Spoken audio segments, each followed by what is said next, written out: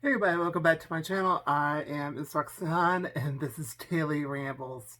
Today we're doing season 7, episode 1 of Marvel's Agents of S.H.I.E.L.D.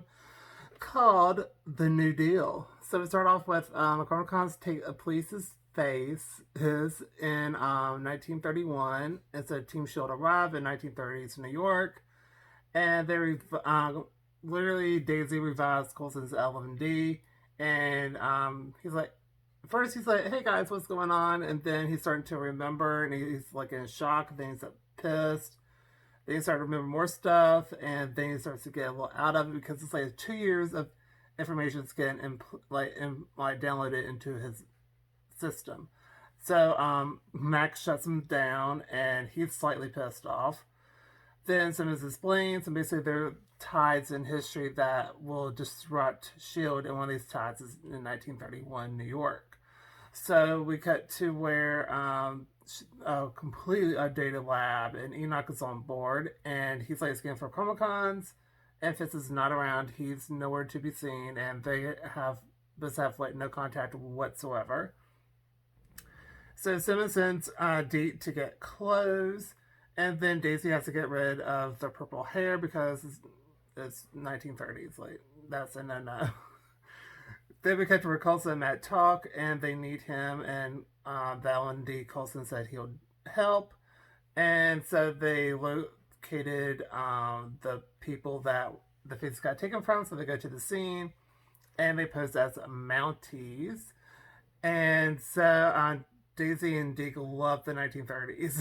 They absolutely love it, and so they talk about time stream theory. So basically, like time's like this big stream, and so if you create a couple of little ripples, it's no big deal. But if you throw like a bunch of twigs in there, it can build a dam, and that will alternate time.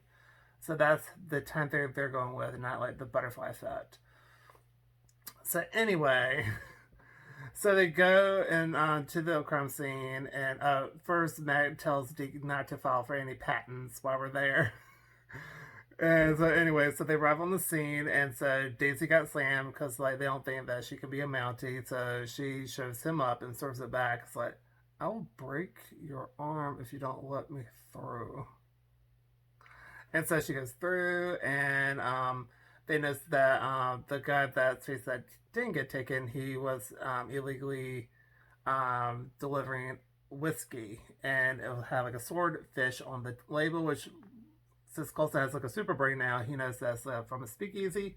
So Mac and Coulson are going to speakeasy while Daisy and Deke stay at the crime scene to do scans on the people's erased faces and see where the faces could be at. Anyway, so that we find out that Enoch is healing May, but Yo-Yo's kind of worried about it. But Simmons reassures her and gives her an upgrade of new arms. At first, she says no, but she kind of has to blend in, so I think she's going to give it a try. Then we cut to where Mac and Coulson's at the speakeasy, and they said the wrong thing, and they got held up. Then we cut to where the Comic Con arrive on the scene, and they see Quake, and they're going in after her. Deke got a scan on like 2 of them, but then he got in trouble by the other cop. And then we cut to where really cool Daisy fight scene, and then Deke managed to get away, and so uh, Daisy knocked out one of the L&Ds thanks to her quaking, and they get away on a truck and arrive back on the base. Then we cut back to where they have a fight scene at Speakeasy, and we found out the person behind it, that Gemini, is actually Koenig. So that was pretty cool. So then Yo-Yo tries the arms, and then Deacon Daisy are back, like I said, on the bus. And then Coulson talks to Koenig, and basically the governor of New York is making a speech, and he's throwing the event, and it's FDR, Governor Roosevelt, who becomes like president like a year later and helps form the SSR, which is like the future shield and all that stuff. Then we cut to where the Comic Cons are acting him, at least that's what they think. And then we cut to where the event's happening, and then Simmons is going to get info from the Comic Con by overloading his circuits. Then we cut to where Daisy's being awkward around Coulson, and but they kind of resolve it a little bit. And then we cut to where Roosevelt does a speech, and then they start. Then he's kind of done, so he's starting to leave. And then Simmons got a little bit of information about Freddie. Then Coulson managed to meet Roosevelt, which turns out he's actually not the target. So then the CrimCon at the bus melted because it got overloaded so much. Simmons took out the thing that did that, but he still got overloading, and he did on purpose because he let it slip about Freddie and about. I also talked about time stuff as well. And then we cut to where let's see here. So Freddie meets a woman and has a job and takes these vials to a dock. And then the criminal cons off the woman, and then we find out that there's a really cool fight scene with Quake between the cops, and then we cut to where Deke got Freddie out, and we found out that Freddie is actually Malik's dad.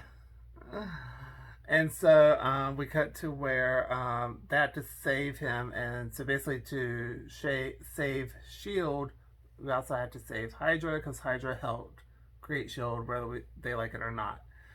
Then we cut to where May is up and disappeared from Enoch, and that was the episode.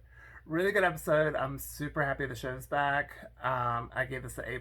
I love the 1930s because I've been watching actually the Marvel's Miss Maisel, and so that kind of put me a vibe of the same type of thing that's going on. But obviously, Maisel is obviously like a few years later, but still, I'm super excited that this show is back.